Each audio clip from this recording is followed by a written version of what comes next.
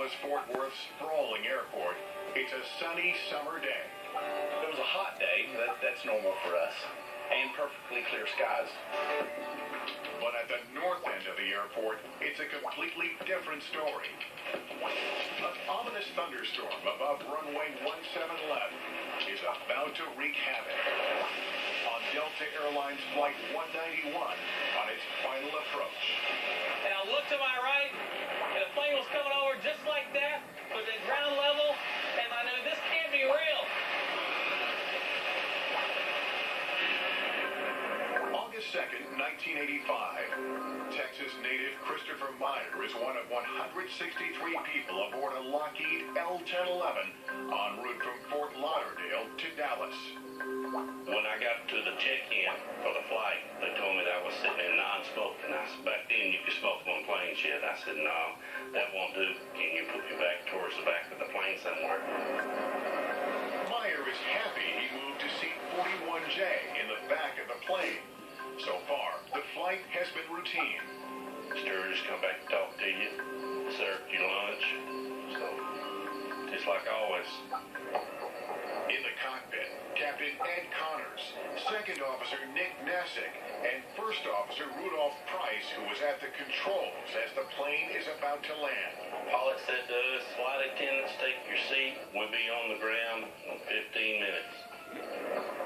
On final descent, as the plane is coming down to 5,000 feet, air traffic control transmits a message about a little rain shower just north of DFW. First Officer Price says, we're going to get our airplane washed. I saw a storm brewing. I said, hope we don't fly into that. Delta 191 is cleared for an instrument landing because of poor visibility. A minute later, the cockpit voice recorder picks up 4 words that passengers never hear but feel. Stuff is moving in.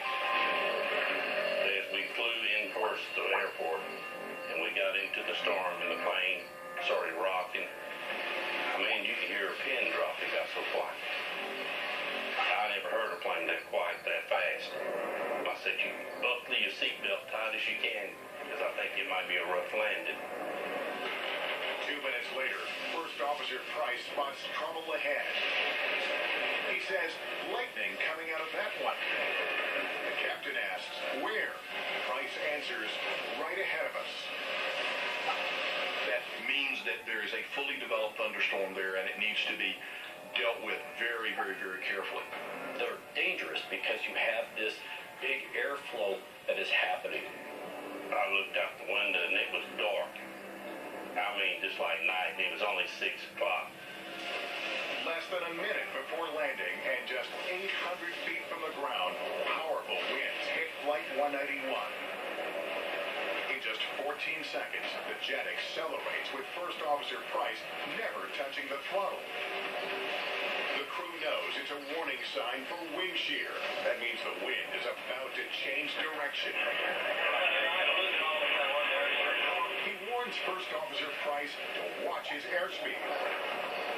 Suddenly, the jet is blasted by a very strong downdraft and tailwind and goes from flying too fast to too slow. Connors tells Price to push the throttle forward.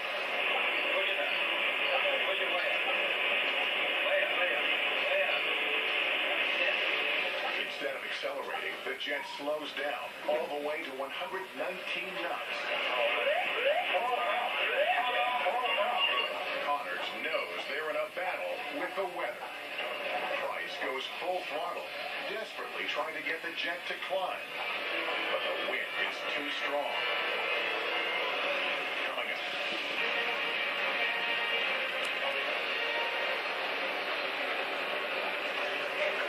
August 2nd, 1985, 6:05 p.m.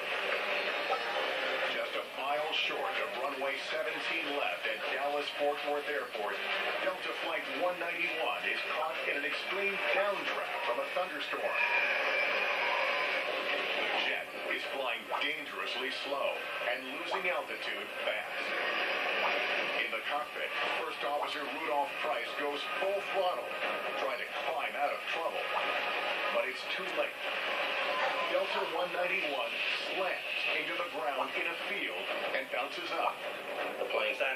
It was gearing up, trying to take off with the flaps fully down. Instead, it heads straight for Highway 114 and straight for Mike Van Noy, who was driving his mother home from work. And a plane was coming over just like that, with the ground level. I knew if I didn't pull over, I was going to get hit. Delta 191's left engine smashes into a Toyota directly in front of Mike's car, killing the driver instantly. My mother was screaming, unbelievably crying. Do you realize what just happened?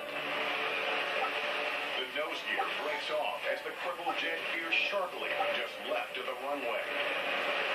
The left wing smashes into two huge water tanks.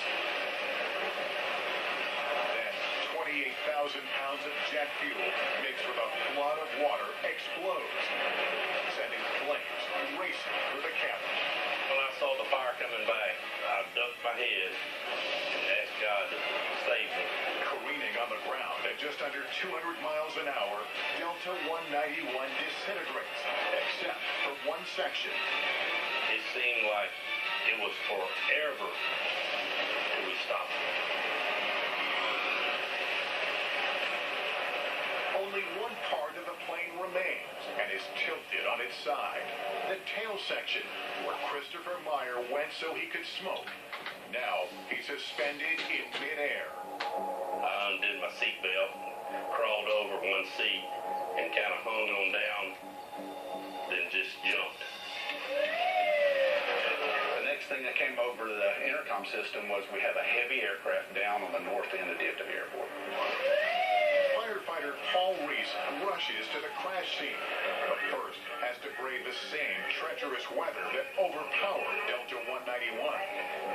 All of a sudden, it was 100-mile-an-hour winds. It was a monsoon of rain. It was lightning. I mean, everything you could think of was hitting you. I was the first unit to arrive at that scene, and it was just total destruction. It looked like a bomb went off. Survivors are confronted with a grisly scene of lifeless bodies. I can't tell you exactly how many there are because we may be looking at enough body parts to make up another body or two. I just can't tell you that at this point. You can smell the skin and the hair, and the air was all filled with this jet fuel. I mean, it just, when you breathe, it just burns your lungs.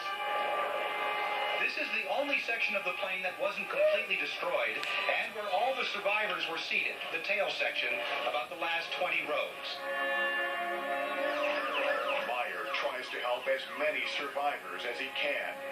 Of 163 on board, 126 passengers and 8 of 11 crew members die in the fiery crash.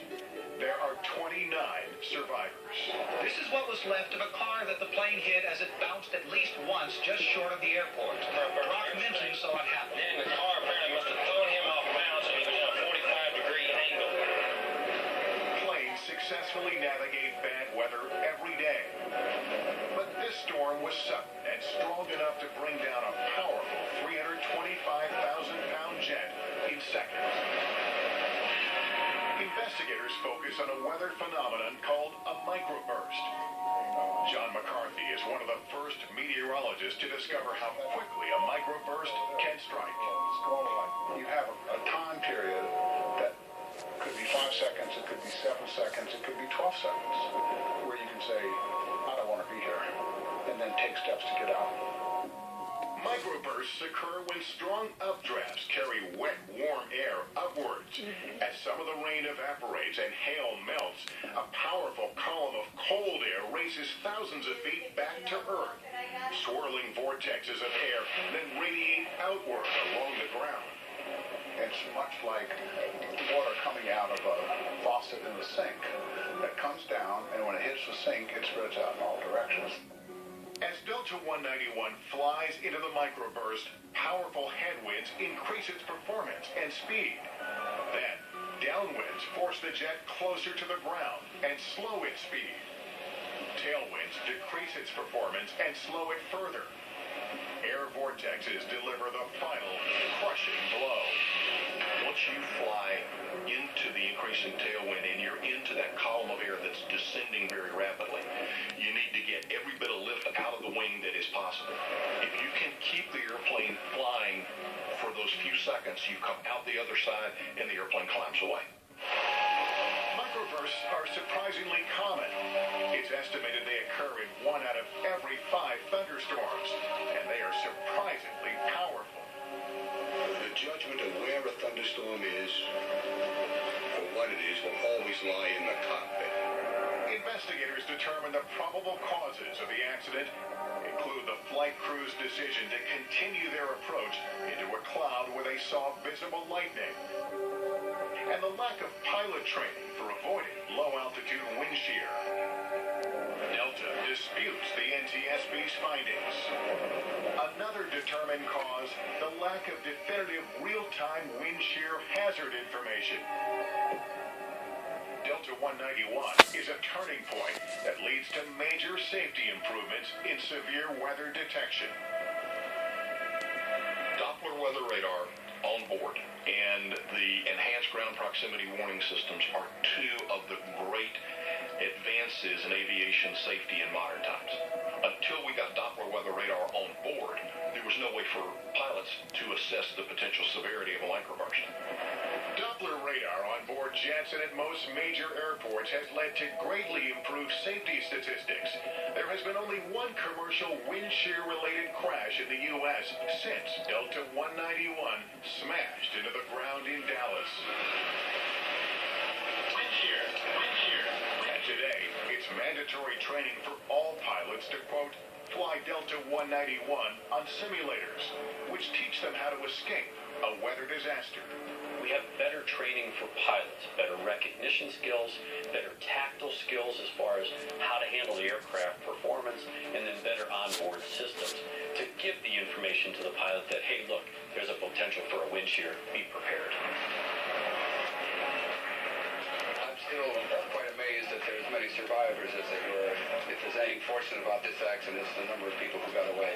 Christopher Meyer is grateful to have survived with only a few broken ribs.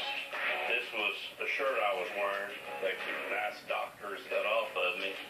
But the emotional pain Meyer feels is profound.